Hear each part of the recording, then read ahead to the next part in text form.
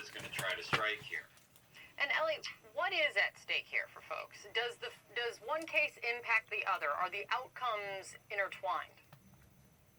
Yeah, Kate, there's definitely a relationship here, but these cases, it's important to understand, are really about much more than just Donald Trump's tax returns. This really is a constitutional balance of powers showdown, and we heard it today. Is the president meaningfully accountable to Congress and to prosecutors? And I think I agree with Jeffrey. It was interesting hearing the president's lawyers try to defend this extreme position.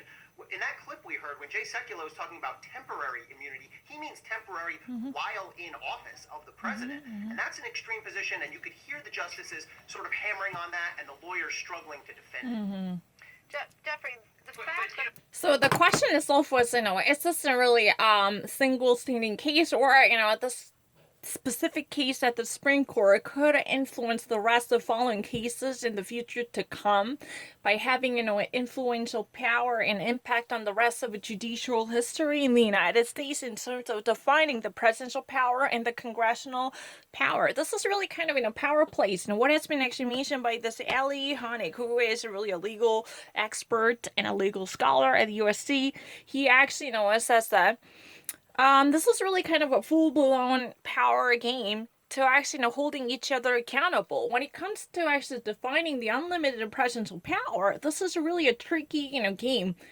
When it comes to the separation of powers and also checks and balances, there are so many different issues that are invited to multiply the controversial issues at this moment. But the president can actually be really above the law and above the fray to be, specifically protected and shielded, or even actually veiled from the rest of the community when it comes to the legal trial and the criminal litigation. Whether he would actually be incriminated or criminalized, there must be a specific term that would actually, require anyone to wait until he gets out of office. Is there any type of limitation, even in the face or in the realm of the law? That's really the question. Even the congressional power and authority really wants to bring him to justice. Then even if that case is really true, there must be a certain type of waiting period until he gets, removed from his office. Is that really the cause?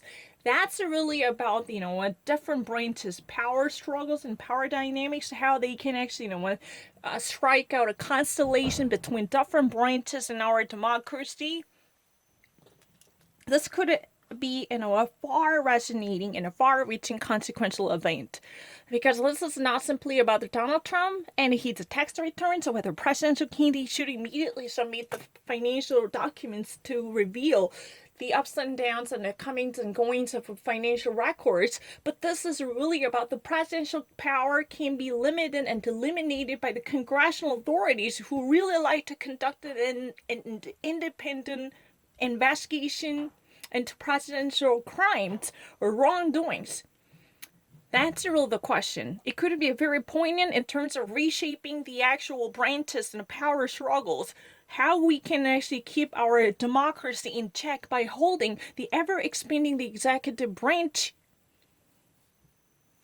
Yeah, under Pope. That's really the question. It could be very much meaningful because, to what extent the congressional authorities, in alliance with the judicial branch, to hammer out a verdict that could significantly limit and handcuff this type of unbridled implementation of the executive branches of powers. That's also what has been actually mentioned here.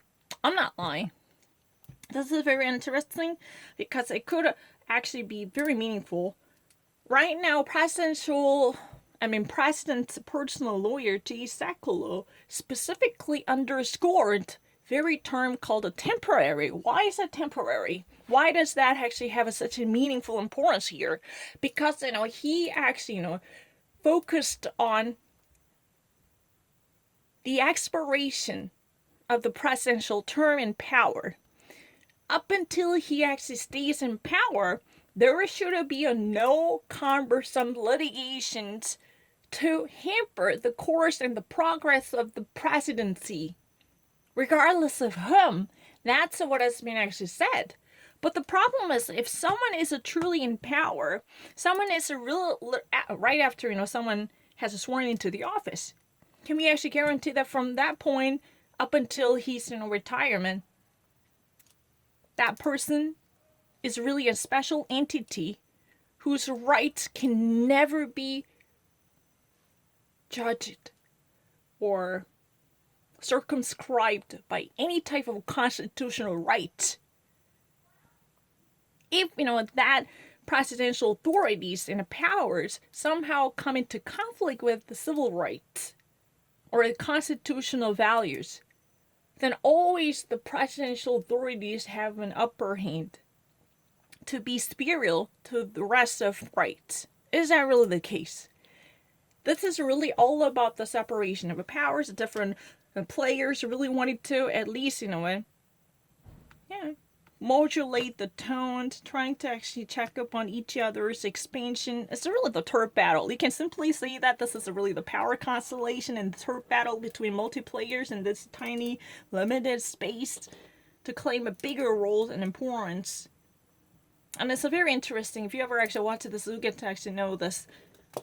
And if you ever actually wanted to boil this down, the key point here is, it could be a far-reaching and a far-resonating and resounding case to have a significance when it comes to defining the presidential power concerning the incumbent president. That's what it is about.